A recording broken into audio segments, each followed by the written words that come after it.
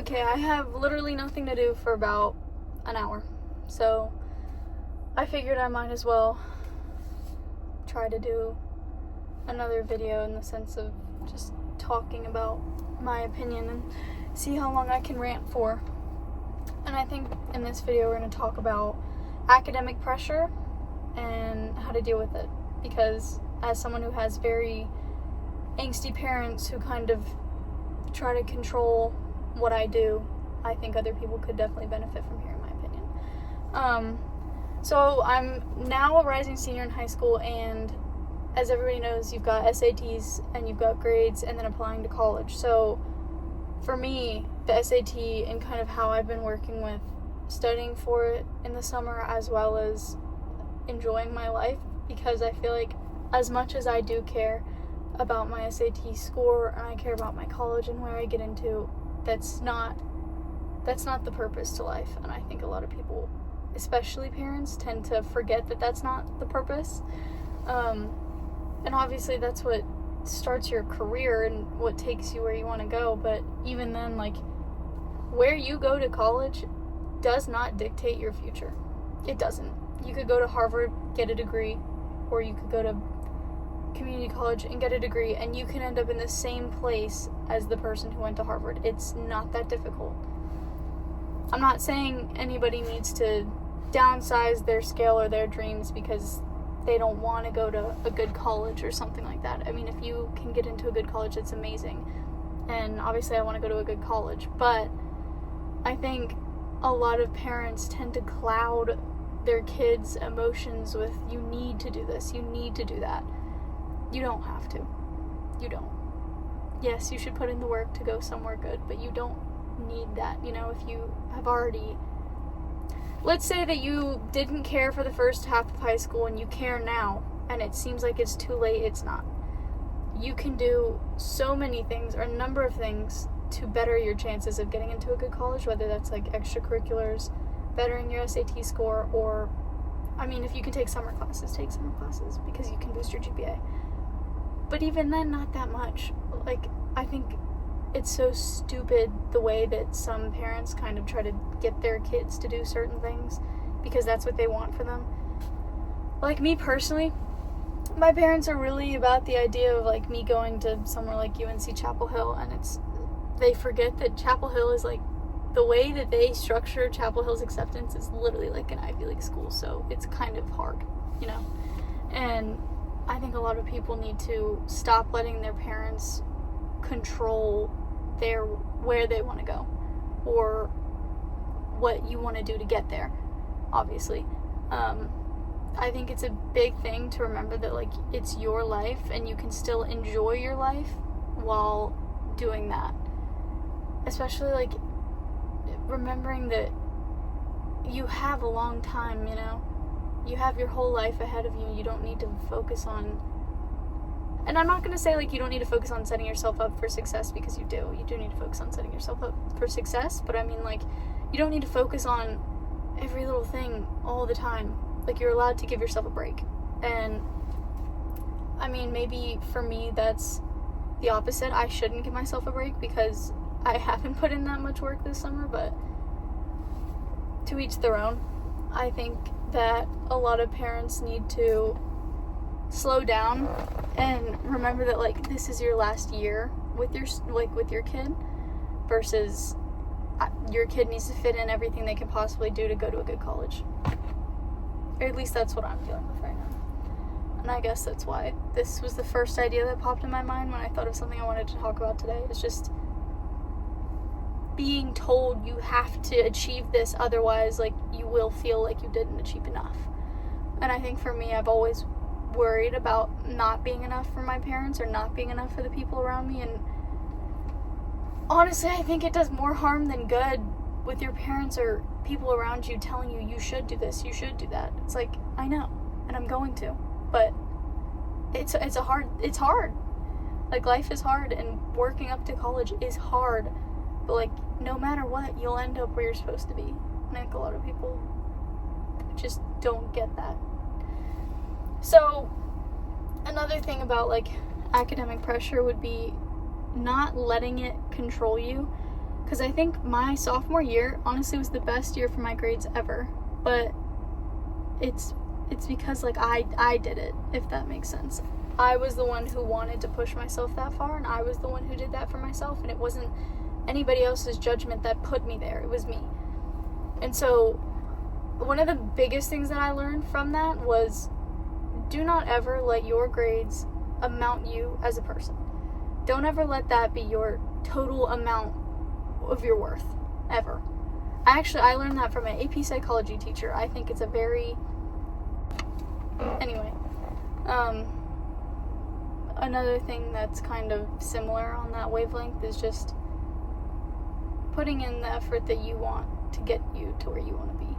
And I think wherever that might be is where you decide. You know, you shouldn't let your parents decide that for you. Obviously, if you have parents who care a lot, I think that can also be a good thing, because there's times where I don't care and my parents do, and that does push me to a point where I want to care for them. But I also think that you should never let that be the reason that you do what you do. You shouldn't let somebody else's opinion be the reason that you put in that effort, you know? Like, I think whatever you do needs to be for yourself and not somebody else. Like, you shouldn't be living your life for somebody else, ever. And that literally, that specific mindset could be used towards anything in life. You should never live your life for someone else.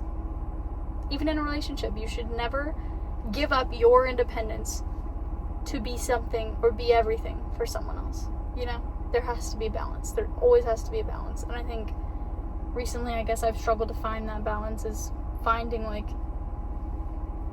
when should I do this versus when should I have my free time? And as someone who also struggles with that, I think other people could relate that it's hard to balance everything, especially as a kid. Like, obviously I can drive a car. I'm gonna be 18 next year, like, but at the same time, like, I'm still a kid. And I think recently I've struggled a lot with my parents, in the sense of, I don't ever feel like I'm really talking to my parents anymore. I feel like I'm talking to like a college counselor, you know, where every conversation that I have is about college and leaving and go, and it just gets old, you know. It gets old being talked to by a college counselor, even when I come home from something.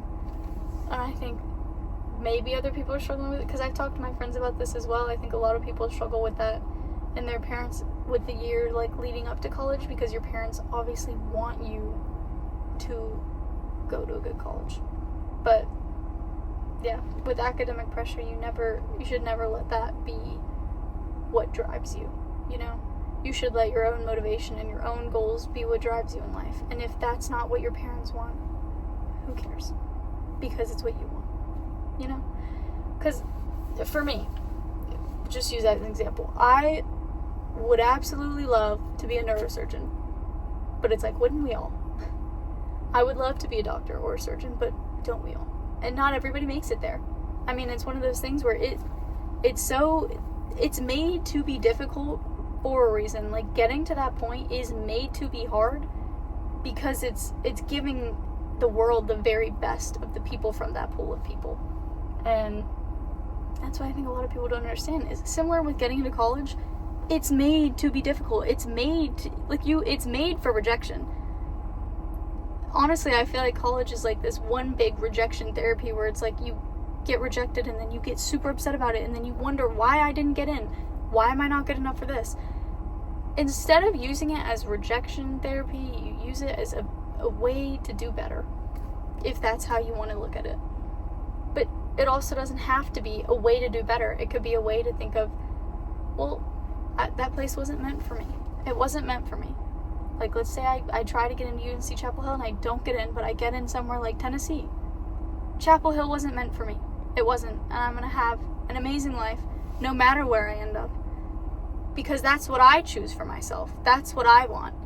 So no matter where I go, I will push myself farther than the start point. You can push yourself farther than that. And no matter where you go, you're able to do that. And I think that's the beauty of college, is the opportunity you get to change the lifeline that you have set out for yourself whenever you want. You can major in business freshman year, but be a doctor by senior year. It doesn't matter, because you have options. And I think what a lot of people don't understand about college is it's also you're not meant to know what you want to do, ever. Like, the reason college gives you so many options is because you're not meant to know. As a kid in high school, you're not meant to know where you want to go this early on. And I can use my dad for an example. He went D1 in soccer, but now he does orthopedic surgery sales stuff. And it's like, he had this plan for himself. He wanted to be a soccer player. He wanted to go far and do soccer, and now he works a job like everybody else. Like, it doesn't matter what you choose in the beginning, because whatever you choose in the beginning could be completely different by the end. And that's the thing about change. Change is always moving, just like time.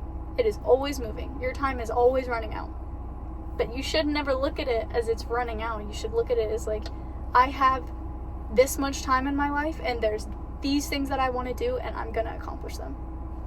That's the way to look at it, is no matter what, you can accomplish whatever you want to do, as long as you put your mind to it. It's about what you choose for yourself, not anybody else. And I had this friend back in beginning of high school who, her parents are neurosurgeons. Her dad went to Harvard, and she's taking like 8 APs every single year. And if you don't know what an AP class is, just like an advanced placement class that gets you a higher GPA or something like that, like a 5.0 GPA point. And I saw her break down so many times because of burnout, because she's living for what her parents want her to do and not herself. When you let another brain drive your decisions, you're never going to be happy. And the point of life is to be happy. Being happy is literally the purpose of being on this earth. Being happy in what you've chosen, being happy with the person that you've chosen, and being happy with your life. And I think so many people let that fall to the wayside a lot of the times, and they don't understand that to be happy, you have to drive yourself there. You have to do that. You have to use your motivation to get you there. It's not anybody else. Because let's say I got a 5.0 GPA, which is ridiculous, but let's say I got a 5.0 GPA, but I did it because that's what my parents wanted. Maybe I wanted to be an artist instead of go to college. It's like, you have to understand that if you want something bad enough, that's what you should do. You shouldn't let somebody else's opinions drive your own emotions, because it's not worth living for. It's not worth living your life living for other people. Because you're not living your life then, you're living someone else's, and it's not you.